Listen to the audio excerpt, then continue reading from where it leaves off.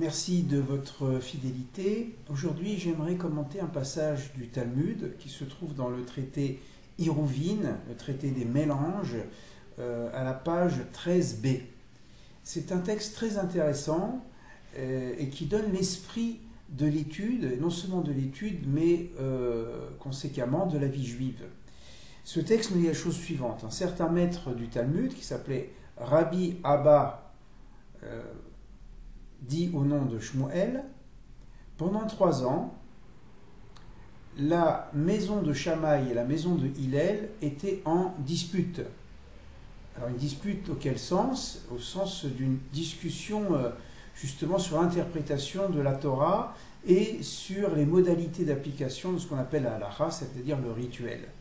Alors Shammai et Hillel sont connus comme 2 maîtres qui vivaient donc en Judée à l'époque du deuxième temple, 30 ou 40 ans avant l'apparition du christianisme, et ils sont connus pour 2 personnalités différentes. Autant Shammai représente le rigorisme, autant Hillel représente une certaine souplesse, une adaptation de la loi, en quelque sorte de la Torah, en fonction des personnes qui se présentent. Et Shammai et Hillel ont formé donc 2 écoles qu'on appelle Bet Shammai, la maison de Shammai, la maison de Hillel, et traditionnellement la Bet Shammai, la maison de Shammai, est plus rigoriste que la maison de Hillel. Voilà. Et ce texte, donc rapporté par Rabbi Abba au nom de Shmuel, nous dit que pendant 3 ans, il y a eu cette discussion autour du thème comment devait être appliquée la loi, la halacha, le rituel pour la communauté d'Israël. Et chacun revendiquait la halacha selon ses critères d'interprétation. Alalu omrim halacha kamotenu, alalu omrim halacha kamotenu. Les premiers disaient la loi doit être comme nous, la règle religieuse doit être comme nous, et les deuxièmes disaient non, on doit suivre cette règle. Donc pour les uns, c'était le rigorisme qui devait en quelque sorte prendre le pas, pour les autres, non, c'était plutôt la souplesse en matière religieuse. Et le texte nous dit qu'il y a une intervention du ciel, ce qu'on appelle une bat kol, yatsa bat kol, une voix du ciel, littéralement une fille de la voix, autrement dit comme une intervention divine dans des discussions humaines, comme une sorte de voix du Sinaï, ou bien un élément, un écho du Sinaï, qui va dire Elu divrei Elohim chayim, ve'alacha kebat Hillel. Celle-ci et celle-là sont les paroles du Dieu vivant, Elohim chayim, le Dieu vivant, mais la loi doit suivre Hillel. Ah, c'est intéressant. D'abord, ça veut dire qu'il y a une reconnaissance de facto, en quelque sorte du point de vue de l'absolu divin, que toutes les interprétations, lorsqu'elles sont les Shem Shamaim, ce n'est pas dit ici mais dans d'autres passages, c'est lorsque vraiment l'intention c'est d'essayer d'interpréter la Torah, pas pour chercher un intérêt personnel ou de son école ou de son honneur, mais vraiment tel que honnêtement on comprend le texte de la Torah, eh bien à ce moment-là, ces interprétations sont appelées les paroles du Dieu vivant. De la même manière que la vie c'est le mouvement et que Dieu est le Dieu de la vie et le Dieu vivant, eh bien, il y a ce mouvement, un peu comme Heyi Asher, je serai qui je serai, le nom qui a été donné ou révélé par Dieu selon la Torah à Moïse, dans le chapitre 3 de l'Exode, eh bien, aussi, les paroles d'interprétation constituent les paroles du Dieu vivant, comme si Dieu parlait à travers les interprétations. C'est important de dire que Dieu ne parle pas tout le temps, il a parlé une fois, la parole a été donnée au Sinaï, ou bien a été donnée par Moïse, ou bien par les prophètes, et du moment où il n'y a plus d'intervention de Dieu, il n'y a plus de prophétie, de prophétisme, eh bien c'est l'interprétation des maîtres, les chachamim, les sages, qui continuent le travail des nevi'im, des prophètes, et qui interprètent. Eh bien les interprétations, même si elles sont contradictoires, eh bien, elles sont considérées comme complémentaires et comme la parole du Dieu vivant. Mais, le texte précise, va l'alacha kebat Hillel. Mais là, l'alacha est comme Bet Hillel, on dirait. Mais si celle-ci et celle-là sont les paroles du Dieu vivant, pourquoi l'alacha est tranchée comme Bet Hillel? C'est ce que dit le Talmud. Puisque celle-ci et celle-là sont les paroles du Dieu vivant, mipnema, zahu Bet Hillel, likboa l'alacha kamotan. Pourquoi Bet Hillel a mérité en quelque sorte du ciel que la loi, que la halacha, que la règle religieuse soit instaurée d'après son avis, d'après l'avis de Beth Hillel et pas de Beth Shammai.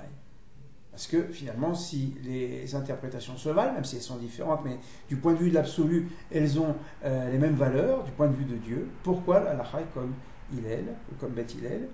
Et on nous dit, Mipnei Shinochin ve'aluvim hayu, parce qu'ils étaient posés, ils étaient humbles dans leur démarche. C'est-à-dire que la réponse qui va être donnée ici, c'est pas sur le plan intellectuel de l'interprétation, mais c'est sur les vertus. Que les disciples de Hillel cultivaient tout particulièrement l'humilité, l'accueil de l'autre, même si on recevait des fois une insulte ou une parole un peu méchante, eh bien ils se taisaient. Et cette qualité d'humilité, qui était aussi la qualité, on dit, de Moïse, eh bien, a fait en quelque sorte que le ciel, la voix du ciel, a penché du côté de Hillel plutôt que de Shammai, qui eux ne cultivaient pas cette vertu, ils avaient d'autres vertus bien sûr, mais pas celle-là, où ils ne la travaillaient pas particulièrement, et du point de vue de Dieu, cette humilité, parce qu'on manie la loi, hein, c'est parce qu'on manie la loi, et dès l'instant on manie la loi de Dieu, donc la vérité de Dieu, on pourrait avoir ce sentiment de supériorité, comme dans toutes les religions, quand on dit, voilà, j'ai la vérité, on a des fois, même de façon inconsciente, hein, oui, je suis supérieur aux autres religions, ma religion est meilleure que la tienne. Et ça manque d'humilité. Hein, voilà. Eh bien, je vous dis ici que Hillel cultivait l'humilité. Et c'est cette humilité qui va faire accueil de ceux qui vont recevoir l'enseignement. De façon à dire, je ne t'impose pas, je te propose une voie. Ça, c'est la première interprétation. Veshonim divrehem vedivre Bet Shammai. Mais en plus de ça, c'est que Hillel, ou la maison d'Hillel, enseignaient leur enseignement en même temps qu'ils enseignaient les enseignements de Shammai. Ça veut dire qu'ils reconnaissaient aussi la vérité de l'autre. Ils disaient, nous on pense comme ça et on pense qu'il faut suivre cet avis, mais sachez que Shammai aussi interprète d'une autre manière, et du point de vue de l'absolu, en quelque sorte, de Dieu, c'est aussi un enseignement valable. Vélorod, et là, chez Magdimin, d'Ivré Bet Shammai, les d'Ivréhen, et non seulement ça, mais en plus, ils honoraient Shammai, hein, qui est l'opposant ici, eh bien, ils honoraient la maison de Shammai en citant d'abord les enseignements de Shammai, et ensuite, ils citaient leurs propres enseignements. Donc voilà, nous apprenons de là que les interprétations de la Torah peuvent être multiples, et donc ça va donner des écoles différentes, et ce qui va donner donc en quelque sorte une religion plurielle. On ne cherche pas justement l'interprétation unique, hein, qui serait en quelque sorte monolithique et qui formaterait en quelque sorte une communauté à une seule manière d'être. C'est au contraire, c'est l'éclatement de la vérité de Dieu. Personne ne peut posséder la vérité de Dieu de façon absolue, et chacun représente une voix, une couleur en quelque sorte de cette lumière divine originelle, comme une lumière qui passerait par le prisme, qui aurait la couleur jaune, qui aurait la couleur violette, etc.